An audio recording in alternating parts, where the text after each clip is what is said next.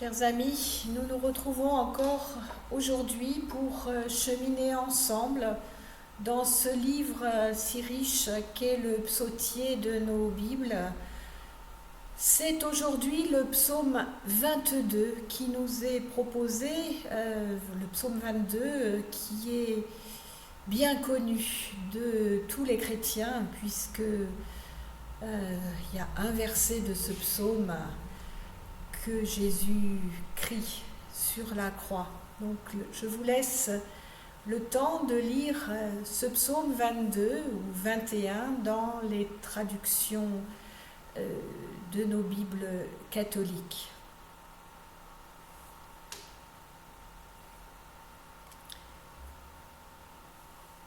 Peut-être l'aurez-vous perçu, à la lecture, on distingue deux parties très nettes dans ce psaume. Une supplication du verset 2 au verset 22 et une action de grâce du verset 23 au verset 32. La supplication du verset 2 nous est bien connue, je vous le disais, c'est celle que reprend le Christ sur la croix au moment de sa mort, mais nous y reviendrons. Notons d'abord le verset 1, avec une notation un peu énigmatique, sur la biche de l'aube. On suppose, faute de bien comprendre ce que cela signifie, qu'il s'agit de l'indication d'une mélodie, le titre ou la première phrase d'un chant. Ce qui nous fait penser à ce que Luther plus tard a lui aussi pratiqué, qui était de reprendre des chants profanes, des mélodies profanes pour ces chants liturgiques. Ce qui permettait évidemment à l'assemblée de chanter plus facilement. Chanter, c'est prier 2 fois, disait-il, d'où l'importance qu'il accordait à cet aspect de la célébration dominicale. Ce psaume laisse donc s'élever vers Dieu une longue supplication. On ne peut être certain de qui s'exprime. Est-ce David, un roi, le Messie à venir, un individu, ou bien le psaume, ou bien le peuple tout entier? Nous l'avons souvent relevé, les psaumes ont été écrits et réutilisés dans bien des circonstances, jusqu'au jour de la croix pour Jésus. Et il nous parle encore aujourd'hui, ô combien. Mon Dieu, pourquoi m'as-tu abandonné, crie le psalmiste. Cette question qui monte vers Dieu est aussi vieille que la foi. Elle résonne dans de nombreux psaumes. Ne résonne-t-elle pas aussi dans de nombreux cœurs, avec comme un accent d'incompréhension totale et une insistance, le redoublement de cet appel « Mon Dieu, est unique dans notre Premier Testament. Il doit, selon l'accentuation, se prononcer dans un seul souffle. Il manifeste de manière indissociable à la fois la douleur du psalmiste, son incompréhension et son attachement à ce Dieu vers lequel il crie. En effet, entre mon Dieu et tu m'as abandonné, il y a comme une impossibilité. C'est comme incompatible. Ce possessif indique une relation personnelle entre le psalmiste et Dieu. Alors comment mon Dieu pourrait-il m'avoir abandonné? Plus encore, le psalmiste s'est approprié les promesses faites à Israël. Il les a faites siennes. Il s'attend donc à ce que Dieu lui soit fidèle comme il l'a promis à son peuple. Cette affirmation « tu m'as abandonné » est d'ailleurs unique dans notre Premier Testament. D'habitude, c'est l'homme, l'humain, qui abandonne son Dieu. Encore cet abandon est-il sous forme de question? Ce qui est particulièrement touchant, c'est que si Dieu donc semble avoir abandonné le psalmiste, il reste pourtant pour lui mon Dieu. Comme si lui, de son côté, ne l'avait pas abandonné. Et dans sa détresse immense, c'est encore vers son Dieu qu'il crie. Arrêtons-nous maintenant sur le pronom interrogatif. Pourquoi? Lama, en hébreu. Certains commentateurs juifs notent que l'accentuation du mot est sur la seconde syllabe, alors qu'habituellement, le pourquoi est accentué sur la première syllabe. Ce qui permettrait de traduire non pas pourquoi, mais à quoi m'as-tu abandonné? Cela pourrait être notre cri aujourd'hui. Mon Dieu, à quoi m'as-tu abandonné? À quoi as-tu abandonné notre monde? Et le Christ crie lui aussi. À quoi m'as-tu abandonné? À quel déchaînement de la violence des hommes? Voilà la plainte ultime d'un homme dans la plus grande faiblesse et qui ne voit pas arriver la fin de ses douleurs. Ce cri reste terrible. Et au seuil de notre semaine sainte, il retentit dans nos oreilles. Mais hélas, quelle violence terrible traverse encore aujourd'hui notre monde. Mais quand Jésus jette ce cri, qui est-il? Homme, fils de Dieu, Dieu rendu présent en un humain? Quoi qu'il en soit, il est alors totalement dans un sentiment de dérédiction. On pourrait dire qu'en Christ, Dieu s'abandonne aux mains des hommes et qu'il perçoit avec effroi où cela le conduit, jusqu'où cela peut aller. Mais le Dieu du ciel se tait et ne dira rien au moment de la passion de celui que nous reconnaissons comme son Fils.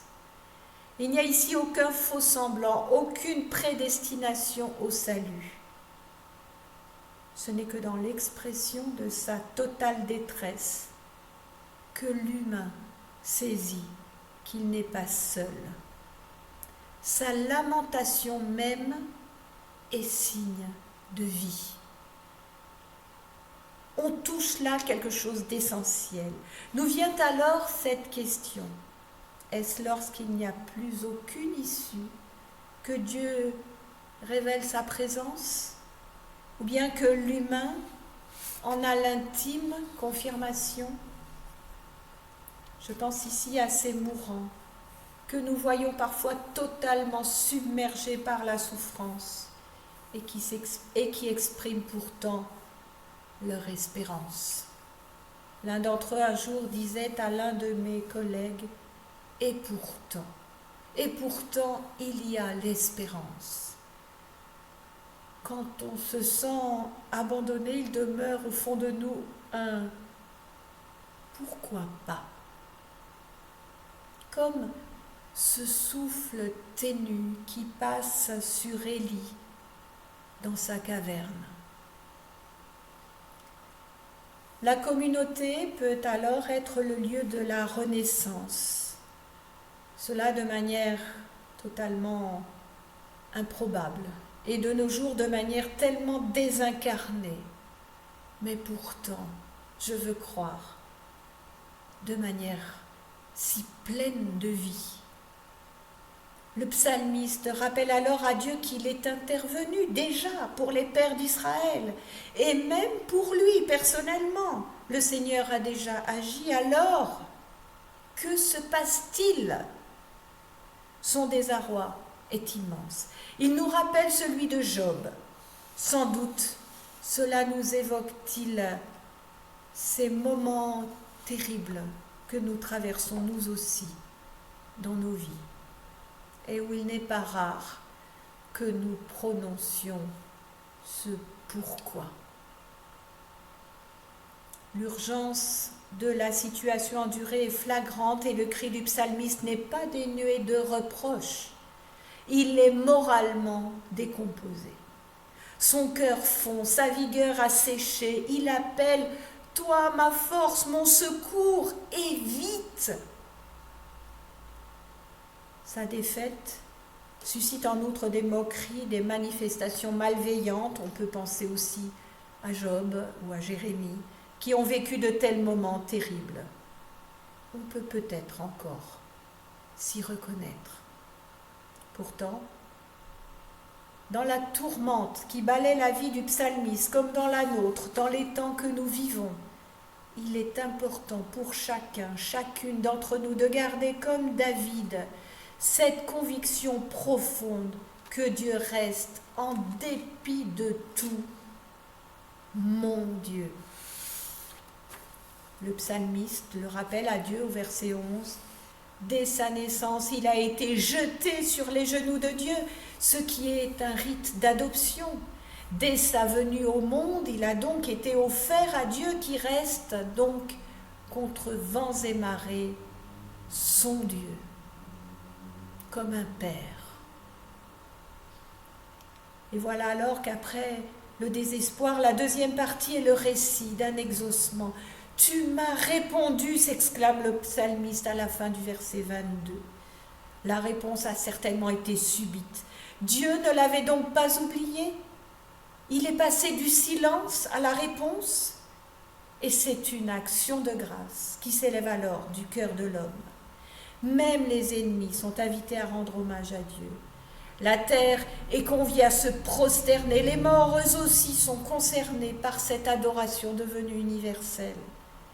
Finalement, on peut se dire que ce psaume est à la gloire de Dieu, qu'il faut le louer car il n'a pas méprisé celui qu'on méprisait.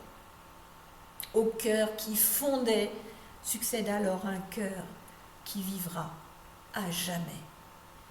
La souffrance initiale, quelle qu'elle soit, la maladie, la mise à l'écart, souffrance, solitude, marginalisation, est augmentée certainement par la sensation, le sentiment d'éloignement de Dieu. Car c'est sa présence qui est déjà signe de salut. Aussi, quand il répond, c'est le soulagement, l'allégresse dont le psalmiste se tient alors à témoigner publiquement, comme était publique sa souffrance et son abaissement. Nous, chrétiens, pouvons entendre que Jésus, quand il laisse monter ce cri vers Dieu, connaît la totalité de ce psaume. Et les auteurs de nos évangiles ont d'ailleurs relevé d'autres proximités avec ce psaume dans les récits du temps de la Passion. Il y a les moqueries, les pieds et les mains liés, les vêtements partagés et tirés au sort. Or, on peut se dire que si Jésus connaissait ce psaume, il en connaissait aussi la fin. Alors faut-il entendre, après ce cri plein d'angoisse de Jésus, notre frère en humanité souffrante, la possibilité, l'espoir de ce revirement? Tu m'as répondu. Si oui, les derniers versets ont une allure prophétique. Une race servira le Seigneur, on parlera de lui à cette génération, on viendra proclamer sa justice et dire à un peuple naissant que Dieu a agi. Voilà, aujourd'hui, la part qui certainement nous revient, relayer cette annonce et ce témoignage à un peuple toujours en train de naître, toujours en train de se constituer, génération après génération. Il nous revient de dire, voilà comment Dieu a agi. Ce semblant d'espérance qui tremblait encore dans la tourmente a pris chair. C-H-A-I-R, mais chair aussi, C-H-E-R.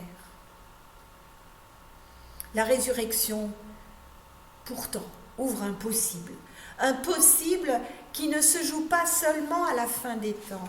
La résurrection est déjà à l'œuvre dans nos vies, par de multiples petits signes. Elle est dans tout ce qui nous remet debout. jour après jour.